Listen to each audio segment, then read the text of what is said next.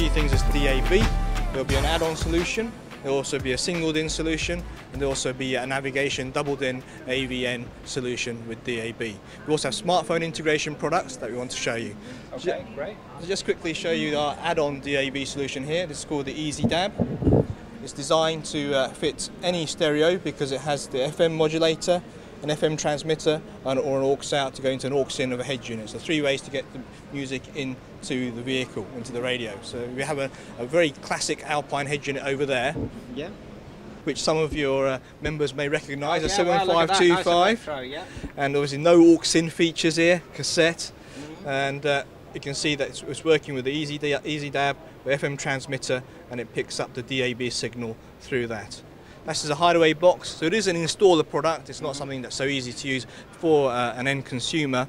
It's a bit like a hands-free kit module, I suppose, so it'd be ideal for iFit stuff people, I suppose. Okay, so this is the ICS X8. This is the smartphone solution. It looks a bit simpler here, but you get a menu where, unfortunately, we haven't got the Nokia phone connected to it at the moment, but you can see it's got Nokia Music there, Nokia Drive, and also there'll be a solution for Samsung Galaxy coming out soon as well. So certain functions on the smartphone is mirrored on the screen, and you can use the smartphone as your navigation source or your audio source and other things as well. But that's all. It is dependent on the smartphone manufacturer what features allows to use. But the communication protocol has been set, and it's called MirrorLink. DAB solution here. This is the 1 DIN DAB. You can see DAB Plus there, but it's DAB, DAB Plus, and DMB. It's iPod connection through the back through a rear USB.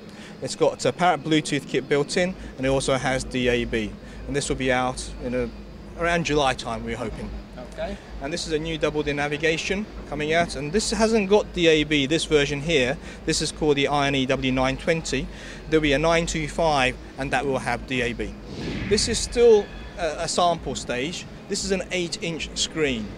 And we'll have a selection of vehicles, fitting kits available when we launch this that will be able to fit the 8-inch screen. The actual screen size is about we think it's about 90% bigger than a 6.1-inch screen. 6.1-inch screen is about that kind of size. You can see how large the screen size is, and you can see how big the display is, and it makes it easy to use because the keys are that much larger than on a smaller screen. I think we've all struggled with using a small screen trying to enter addresses, and so while in a car, this will make it a lot simpler. 10 years ago, it was all small screens, tiny screens on the radio. In fact, we then grew to the single DIN having like a full screen view. Double DINs are now the norm. That's right. The rest is old hat. Do you see this as potentially being the future bigger than double DIN as a standard? We do think so.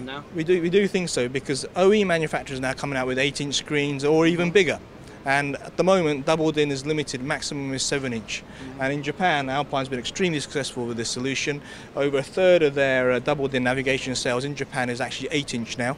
And we're trying to bring that all success into Europe and offer a consumer something more than what they would otherwise get, which would be a 7-inch or a 6.1, or in the worst case, even a 5.8.